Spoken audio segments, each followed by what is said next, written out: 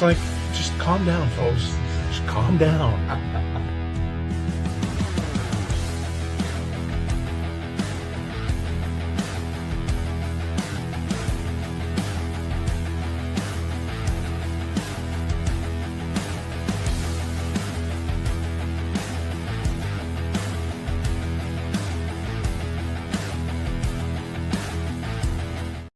All right, and welcome in to the Best Boys Center Ice podcast. It is Thursday, January 22nd, 2026. Carson is back from a trip I'm excited to hear about from cool. Seattle earlier this week. He went there for the Penguins Kraken's game and did some tight sightseeing around Seattle. We're going to get into that as well as what's going on with both of our teams, the Pittsburgh Penguins for Carson and the Edmonton Oilers for me, and some news around the NHL, including change in the Team USA lineup for the Olympics coming up. But first, again, thank you very much for everybody who is joining us. We're live on Facebook. We're also live on our YouTube channel, Best Boys Center Ice Podcast. You can catch us either way there. The replay of both will be available shortly after the live video is done. So we do encourage you to check us out on Facebook, make comments, Facebook or YouTube, and we'd definitely love to hear your thoughts about maybe your favorite team, where your team sits right now as we're 50 plus games into the regular season as we get close to the Olympic break. Do you think your team is going to make the playoffs? Do you think your team is going to do something trade deadline? We'd love to hear from you. You can do that right now. So without any further ado, I want to get to you, Carson. Yeah. And let's start out with, how was the trip to Seattle? I saw pictures online. You can check out the posts on Carson's Facebook page. It looked like a typical Seattle type weather, but it looked like you all had a good time. Yeah, it was. I mean, it's obviously different than down here. It's every city you go to, it's different. You can tell the difference from city to city. And Seattle was very hilly. There were a lot of hills to walk up, that's for sure. But very different infrastructure and pretty cool to see the area around, obviously, and enjoy the weather. It was 40 some odd the whole time, so nice. It was pretty cloudy, but still really comfortable weather. The arena was awesome. Climate Pledge is such a nice arena. So the Climate Pledge, because we went on a tour of the arena. I'm not sure if I heard this correctly, but I'm pretty sure I did. That Climate Pledge Arena has the most LED screens in an arena in the world. LED screens? Yes. Really? Wow. So the Climate Pledge Arena, if you don't know, an arena that's owned, I believe, by Amazon, but their goal is to reduce the carbon footprint or eliminate carbon footprint by 2040 or something like that. And so the arena is all eco-friendly from top to bottom. It's pretty cool. Inside of the arena, they have an entire greenery wall that just has plants on it in the arena. Really? Pretty different. Different. It is different than all the I'll send you a picture of it. I took a picture of it, but yeah, I mean, it was an unbelievable venue to watch a hockey game in. Even during warmups, they have, because the way the arena is built, the most of it's underground. Because when you're walking in the ground level, the arena is not tall. It's very short on the ground. Well, the way the arena is set up is that on each side there are windows that seek to the outside that have natural light coming in. So during the warmups, they have those open. So there's tons of light coming in from outside, and then when the game's on, the curtains go over top of them. Mm-hmm. And it's very unique. Pretty cool details that they had. Like, for example, whenever the Kraken scored a goal and they announced the goal, whoever scored the goal, their autograph would show up on those windows on the little curtains. They would have it engraved on there. But yeah, really cool arena. I mean, the fans were awesome. It's weird though, sitting in that rink, it looked very small.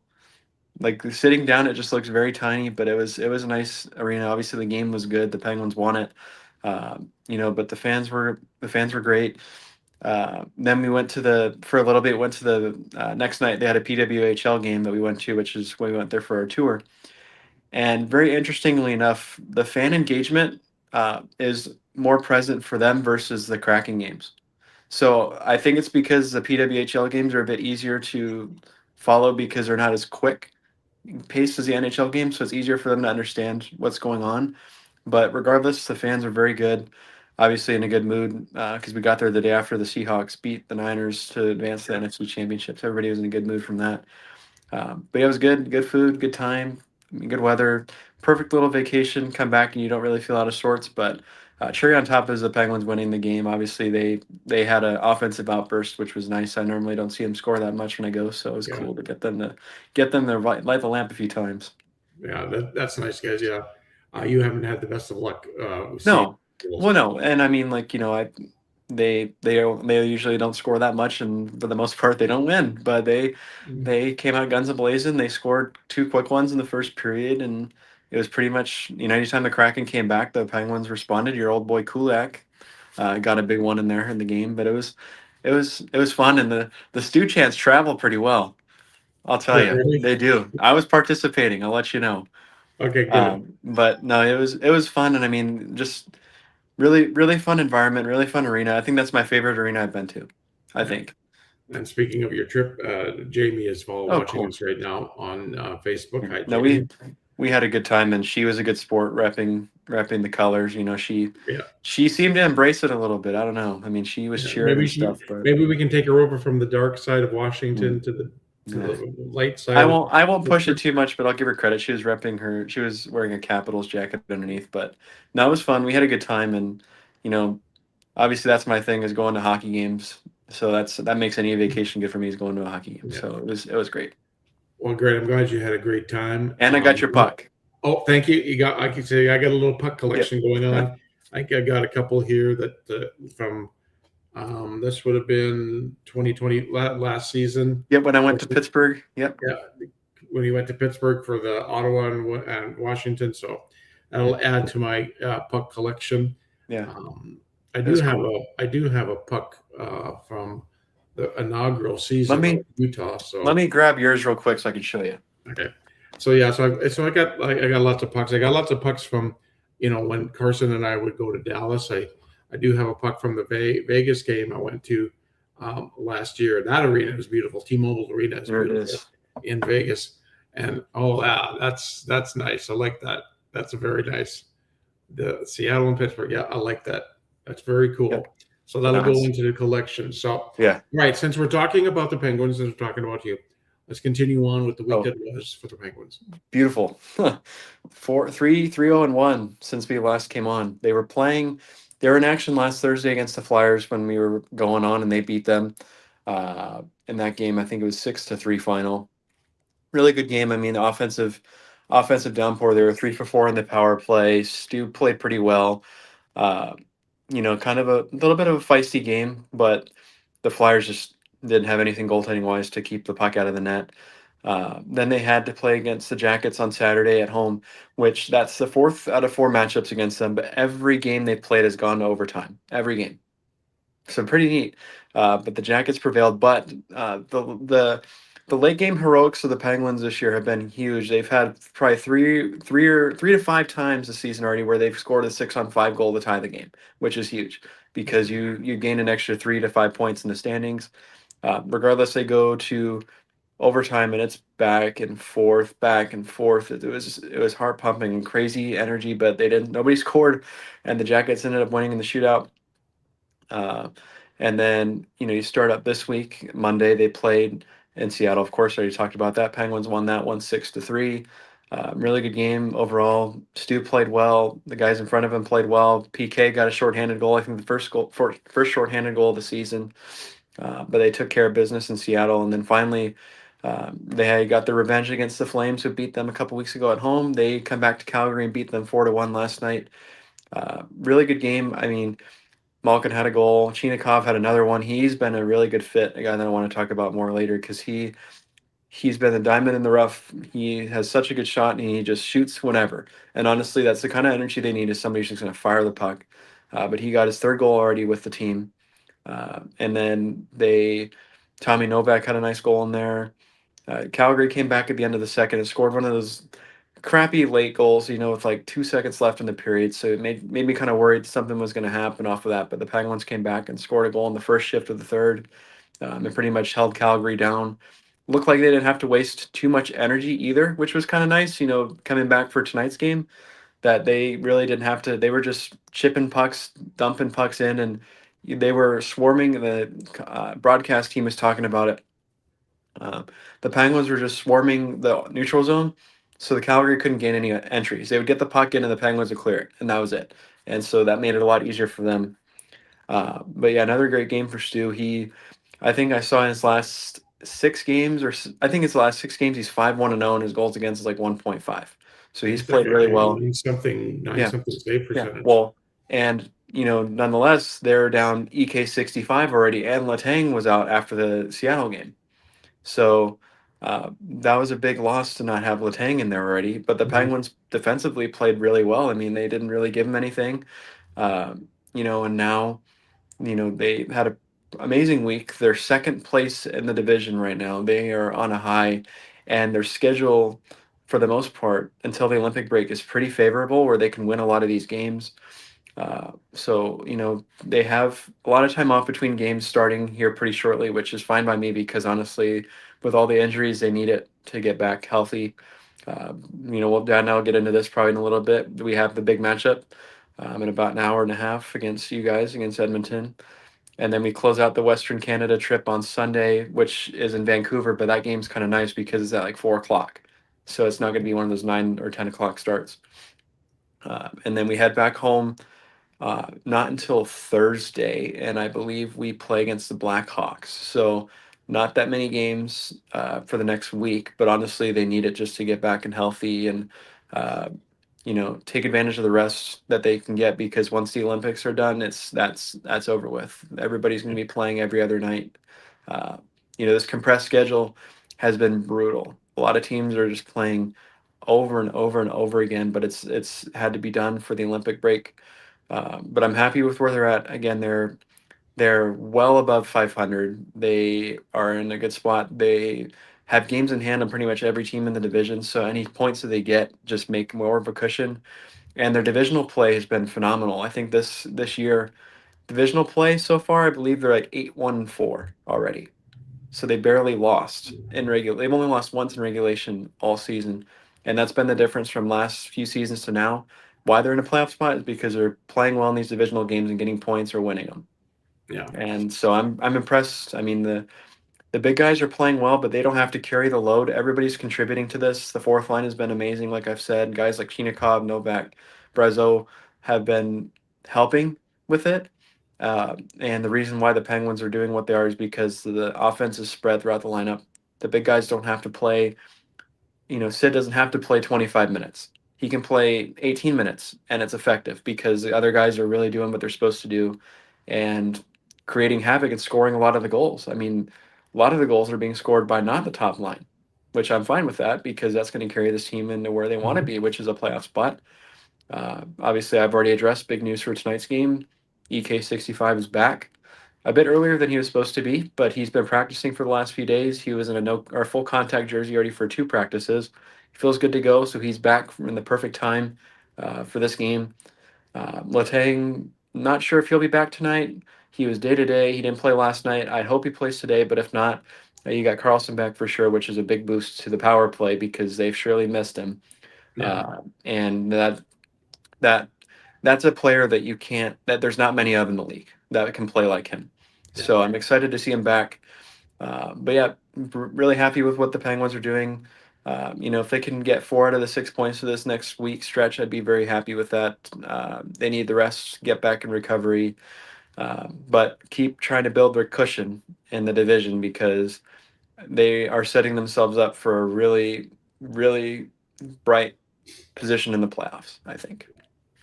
Want to reach out. Deborah's also watching us live on Facebook right now. Okay, well, we'll get to the matchup tonight between the Oilers and the Penguins Yeah. after. Oh, and I have to say, Stu's just been it's been a good change, I think. Yeah. I think you can tell with how he's playing that he just feels really confident right now in Pittsburgh with the guys that are in that room. He seems happy. Like anytime you look at him, he's smiling and having a good time. And uh, I don't know. It's very refreshing to see that because, I'm happy with Jari too with what he's been doing in Edmonton. But the last little bit of it just didn't really feel like he cared. He was just kind of there. But Stu seems like he's invested and he cares. I'm hoping that the coaching staff kind of stops with this 50-50 goalie rotation thing, though, because I think Stu is a starter Hmm. right now. And I think they got to make sure he's treated like that so he stays, because I definitely want him back Yeah. for a couple years. Yeah, and I agree. You know, Stu has got the Oilers to the Stanley Cup Finals 2 years in a row, but he needed a Yeah. change. He was Yeah. just too much pressure Well, playing in his and hometown too. even in the broadcast last night, the Calgary guys were talking about Stu, and they mentioned to the point that last season or last few seasons, whenever the Oilers lost, it was always Stu's fault, no matter what. And they were saying, that's not fair to him necessarily, because a lot of those games they wouldn't be in if it weren't for him, Yeah, which is true. But he did take a lot of the weight because he was a goalie, yeah, and that's the reason that you ultimately win or lose. And nonetheless, it's been a good change of scenery for both guys. But I'm very happy with how Stu has done. I think his play turned around once mhm. everything got settled. His family got into town. He got settled with the house. All that stuff eliminates a lot of confusion and uncertainty. And so he's just been able to play free, and the guys in front of him are supporting him and love Yeah. having him there. I'm happy with how the Jari situation is. It He was got fair for hurt. He both. was It hurt was for fair a for little both bit. teams. Very fair for both Yeah, teams. he was if he got hurt for a few games. Yeah. Connor Ingram, I'll mention this in a little bit. He's really come on strong. But yeah, I think the switch over between the Well, and even goaltenders for really. Kulak, Kulak, Yeah. I was unsure about Kulak at first because he had some rough games at first. The only problem I kind of have with him right now is he takes a lot of penalties, I feel like, in Mhm. comparison, but he's a good shutdown defenseman that just kind of is always Yeah. consistent. He's in the spots where he needs to be. And he doesn't really get outworked to the puck, which is nice. But I think it's just worked out for both teams. Both guys needed a refresh. Both teams that are very much in it, and they don't. Both teams have gotten better. Yeah. Whether you look at it one way or the other, they both gotten better since that happened. So it was a benefit. All right. So again, we'll talk about the matchup tonight here Oh in a little boy, bit. That's going to be a good one. yeah, I'll turn over to the Oilers the week that was. They're 25, 18, and 8, second in the Pacific. Since the last show, the Oilers are 2-2. yeah. So they had, and Leon Draisaitl has been out for all four of those games, if I'm not mistaken, because of a family illness back in Germany. So they lost to the Islanders 1-0 last Thursday. That was Then those frustrating games. I hate those. that's 1-0 game. Is just And they're very always the frustrating. games that you have like 20,000 chances to score and Yeah, you just don't and do it. they had lots of shots on net, but just nothing. You get up against a hot goaltender like they did here against Jersey the other night. Then after the Thursday game, the Oilers went back-to-back shutouts. 6-0 Saturday. That was Jari shutout against Vancouver, and then the 5-0 shutout over the Blues on Sunday was Connor Ingram. And then, like I mentioned, they lost to New Jersey 2-1. Jake Allen was just incredible. He's the reason why that Jersey won that Oh game yeah. last night. Oilers goaltender situation seems to be a bit more clear. Jari's back, and it looks like Connor Ingram is playing great right now. So I think Calvin Pickard may be the Yeah. odd man Did out you now. see his comments about that? You know what? That Which he's one? not very happy. Yeah. Well, Pickard, he's well, not okay. happy. Sure, he's not happy, but then you got to prove it on the ice by becoming the guy. Mhm. They're still going to carry three goaltenders for now, at least until the break. But yeah, okay. If Pickard he's not back to the way he was a couple of years ago. Last year, I mean, I he can't blame him for being upset, but Connor Ingram has been lights out. and what do you do if you got a goaltender who's hot? Even if he Yeah. comes up from the minors, Yeah. you got to go with him. And you've got to be selfish, I get it, but you're still a part of the team and your team is doing well. Yeah. So So I get it though. He wants to play and he's kind of in a position where he's not going to play. The Oilers might look at maybe trying to shop him around and see if they can just get something, because there's probably a team that's going to need him mhm. that'll sell high for him. Yeah, I think so. But I think the way Connor Ingram has been playing, He I think deserves to he play. pretty much secured himself as the backup. Depth scoring has been a little bit better for the Oilers, but the line play from the bottom six has been a big part of how the Oilers have succeeded the last couple of months, especially with Roslovic, Janmark, and Mangiapane. And I know they're trying to Trade him. deal Mangiapane, but you could look at the score sheet and you could look at the way the lines play. And the score sheet the bottom six guys are getting on the score sheet a little bit more, not leaving it all to Draisaitl and McDavid. McDavid and the regular. We've seen what happens when they do that. I mean, they only can get so far. But it's the line play. It's that what that third and fourth line do out there to cause some havoc, and they that Janmark has gotten even better at forechecking of the puck. He's a great penalty killer. That third and fourth line, especially the young kids that are on that line, Howard and Savoy, um, they just make things interesting. They may not score a bunch. They get it sometimes in waves, but I like the way that the bottom six lines are playing and doing their part to the Oilers' success. And like I said, Leon Draisaitl expected to be back from his leave on Saturday. He's in Germany, of course, attending to a family emergency. Kasperi Kapanen was back on the ice this week after an injury he suffered. I think it was against St. Louis on Sunday. He just kind of tumbled awkwardly onto the ice. There's no timeline yet for his return. Shouldn't be too long. Kind of said maybe a little bit, but it's not going to be as long as his other injury. So you definitely need him on the ice, because with him on the ice, that second line of Draisaitl and Podkolzin and Kapanen are just automatic. They're just very exciting to watch. So we'll see what happens there. Now, coming up for the Oilers tonight, it's the Pittsburgh Penguins on Saturday at home against Washington. Monday, they'll take on Anaheim. And then a week from tonight is San Jose as the 8-game home stand continues. Now, let's talk about the game tonight. It's the Oilers and the Penguins. Now, the Oilers have had the Penguins' numbers the last few years. Mm-hmm. What do you think is different between the Penguins team of this year and the Penguins team that, you know, have lost to the Oilers the last, I don't know how, 8 out of 9 times. 8 out of 9 times. Right now they're playing their best of the season. Everybody's contributing. You can tell the fourth line is a driving force of the team. That's going to be the key of the game, is if the Penguins' fourth line can do what they do best. I don't want to sound like cocky or anything, but the Oilers are in trouble if they can't control that, because that fourth line has been really good at just hemming the other team in, forechecking like crazy. It leads to a lot of chances for the top guys, because then they're just doing those flyby changes where like Lazant's in the corner, got the puck, and they're able to get the top line out there one by one, and it creates another like 30, 40 seconds where they're in the zone. A big key will be EK65 is back for the power play, if they, however many they get. He's dynamic on the power play. He's shifty. On the other hand of it, the Penguins' first line's got to be better defensively, because they've not been very good defensively the last little bit, and that could lead to some problems.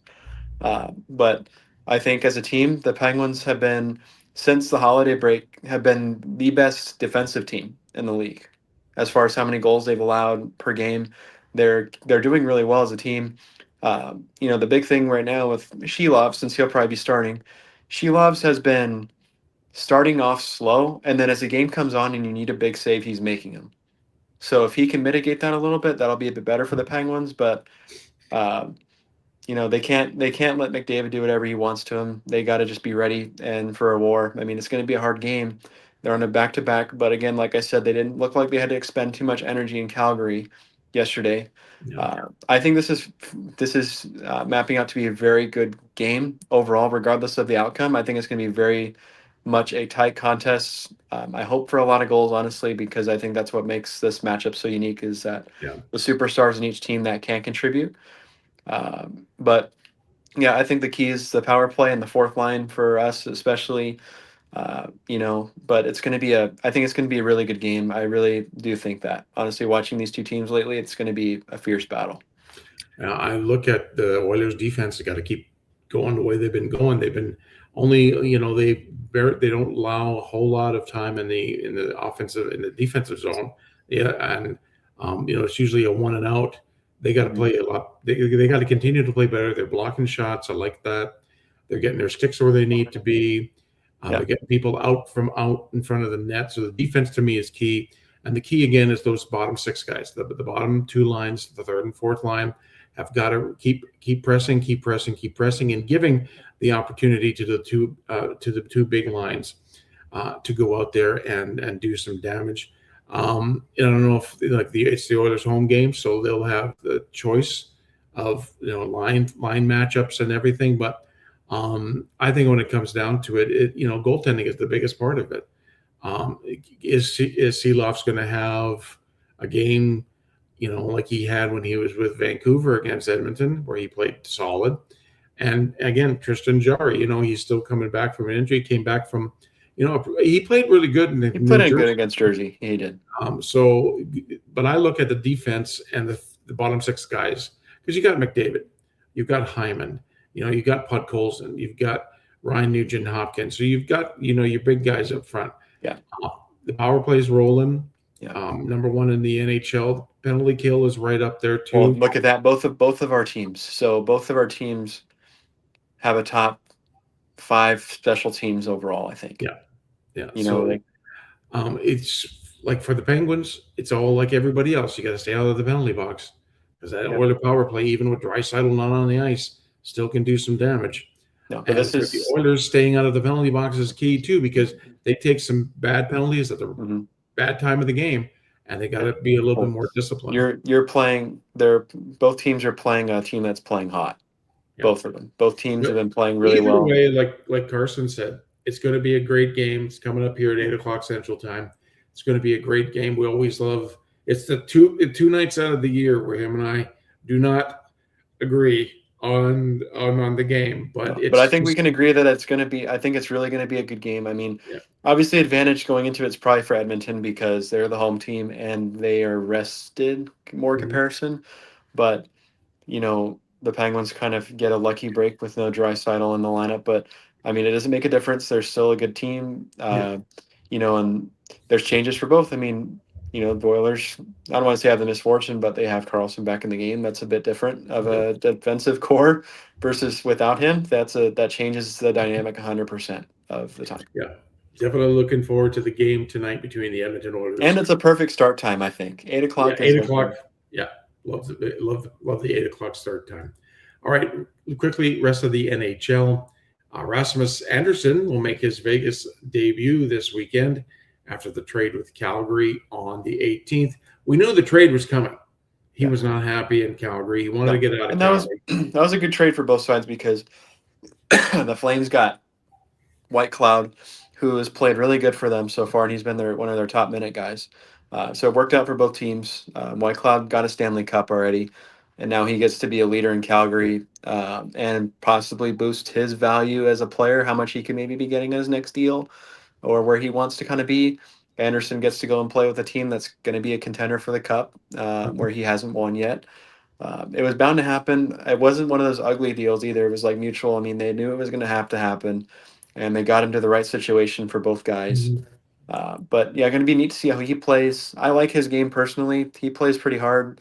I'm excited to see how he fits there in Vegas and what kind of role he plays. Because I know he was like number one D-man in Calgary. Now where he's going to fit in this Vegas lineup is going to be neat. It's always strange though when you trade within your division, but it worked for both teams. Next up, Seth Jones will not be playing for Team USA at the Olympics next month due to an upper body injury. He'll be replaced by Ducks defenseman Jackson Lacombe. So I know there were a lot of talk about how he was key to that USA Olympic team defense. So it's got to be a hard thing for him to be not being. But for Lacombe, it's a big opportunity. Lacombe's a young guy; he's in his early 20s. He gets the chance to play on, and he deserves it. But I mean, it sucks for Seth Jones. I mean, this is probably his last time he's going to get the chance to play in one. But he's on a contending team, and I think he would want to be there to win a Stanley Cup again. Yeah. So that's a little bit of Olympic news. The Ottawa Senators will be without David Perron for 5 to 7 weeks with a sports hernia that requires surgery. Now, he'd been complaining about it for quite a while. The medical team decided, well, let's just get the surgery done. So he's going to be out of the Ottawa lineup. And poor Ottawa's in a rough spot. I mean, they really are. They're kind of stuck in that zone where they're somewhat in it, but they're not. And it's like, they're just not gaining any ground, to be honest with you. They win a game or two, and then they're still just like kind of floating around. It's kind of like the Ottawa of old. It's just kind of like, okay, the Senators are there again. Okay. Brad Marchand still out. He's going to miss his seventh game in a row tonight. He's got an undisclosed injury. I think he's second in Florida scoring. I think I on all think I numbers. think this is I don't want to say unfortunately, but the year that Florida probably I feel like won't make it in. I think they just there's too many injuries that they've had. They just Yeah, cannot they haven't been healthy. And it's no shame on them if they don't make it because they've rolled the East for the last 3 years, but they've just been battling so many injuries, and yeah, it's hard for them to gain any traction, and they're trying to, but they can't. I mean, yeah, you're all the guys that they're losing are top guys on their team. They already got Barkov out. They had Kachuk out for so long. Marchand's out for a little bit. The only big guy they really haven't lost yet is Bobrovsky, but everybody else they've lost, and it's there. You're 50 games into the season. It's hard to make up any ground as time goes on. And if there's any team that can, it's Florida for sure. But I mean, no shame to them if they don't make it because yeah. they've really been battling it this year. Yeah, it's like 3 years in a row to the Stanley Cup final. That's got to wear on you too a little bit. Hmm. Stadium Series is coming up February 1st in Tampa. The Lightning will host the Boston Bruins, and they're working on the structure within the structure. I saw that Yes. they're they're going to play in the stadium in Tampa. I think it's Raymond James Stadium. Raymond James, but they actually have a structure that's going to be made on the football field for the ice rink. So they're Yeah, working on that right now. yeah, Again, the Stadium Series and the Winter Classic, the Heritage Classic, all that stuff is just great because yeah. outdoor hockey, Is a the lot of best. people have never seen it before, especially No, in the southern part of the United States. no. Well, Well, and I people are complaining about that Florida's getting those games, but that's how you expand the game. I yeah, mean, that's how you expand the game is you get people that get to go to that normally wouldn't get to. I and mean, it's I know it's made to be like in a cold place with a blizzard coming down during the game, but that's how you make people fans, and yeah. that's how you're getting people into it. Yeah, and I'm it's different because the crowd is so far away. Yeah, But I just like the look of when you went. Okay, yeah, when you see a game a couple of years ago, it was Edmonton Calgary in the Heritage Classic, the yeah, 20th anniversary game. That was cold in Edmonton, and you'd like to see that. It's just I remember the first Heritage Classic, Edmonton against I think it was Edmonton Montreal, and it was in a Commonwealth Stadium in Edmonton. Your uncle Keith went to it, and it was just great, a phenomenon. And I like the Stadium Series. I don't mind it being in a warmer state like Florida or well, and California, those are or teams that Texas. deserve to be in it because they're good teams. Yeah, and that's coming up February the 1st, and we'll keep an eye on that as well. But that's all I've I got. got a question for you. Okay. How about those New York Rangers? Still just The New York Rangers. This is a storied franchise. This is a franchise that, of the original six, probably I think they've won the least amount of Stanley Cups, if I'm not mistaken, of yes, the original six. yes, But a storied franchise. A lot of great players have gone through there. You got in the 70s, the 80s, you had a great Ranger team. Mark Messier went from the Oilers and led the New Rangers York to to the their '94 last Cups. Stanley Cup. They've had some really good teams. They play in Madison Square Garden. The crowd in New York is just incredible, and they are stinking it up on the ice this year, big time. And in New York, of all places, if you stink it up, they're going to let you know about it. Hey, don't tell me that even though the New York Yankees have won 26 World Series or whatever they're at now, that if they stink it up on the field, the people in Yankee Stadium are going to give them a hard time. That's the same thing. It's just what have you done for me lately in New York? Is what it Yeah, is. And the nothing. I mean, they Rangers haven't done have not done anything. anything Okay, lately. they made the Eastern Conference Final a couple years ago, but they haven't won the cup, But and but that's what they then they need. put free fall, and now they have to They're dismantle pretty last in much the the whole division. team. They have to blow it up. They're last in the division. They're going to have to blow it up and figure out what they're going to do. Another thing I didn't mention that last week I should have. There were two jersey retirements last week. They had Fedorov in Detroit and Chara Hmm. in Boston got their Yeah, jerseys retired. So pretty cool. Two guys in their respective positions that are some of the best ever. And obviously Fedorov's story is unique with defection, all that happening back when he started. And you know, But pretty cool that those guys got their turns at being in the rafters for their teams forever, and obviously just pretty cool. I mean, that they're still involved. You see Chara's always involved in Boston stuff. I think right after that, the next day he was at the divisional game for the Patriots the next day. Yeah. That kind of I stuff. think He's still I think involved in it. Z runs marathons now Yes, he too. does. He Yeah. does. So yeah, and Fedorov, that story, I remember that story. Him coming over from, at the time, the Soviet Union. It wasn't like it is now. He came over from, he defected. Big He was risk. Big Big risk. risk. He was the first Russian player to play and to come over and to the United States, Yeah, North Miguel America, to play hockey. And tell you what, one of the best. He was something else to watch. And then you just saw the influx of Russian players. Russian talent has been amazing. And then that in this Detroit league. team that had The Russian five.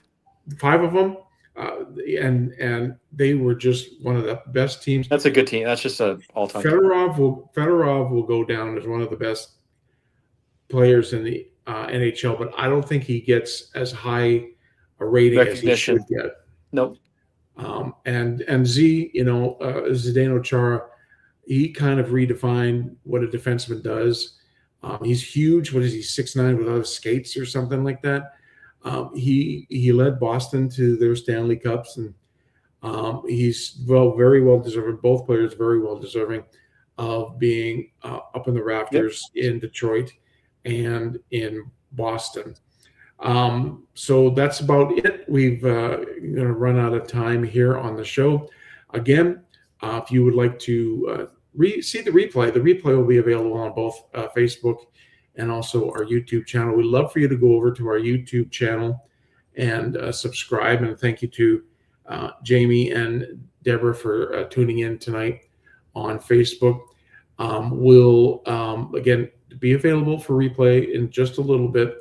I want to thank everybody for supporting us. We're going to be back next Thursday with another edition of the Best Boys Center Ice podcast. And in the meantime, and in between time, everybody have a great hockey night.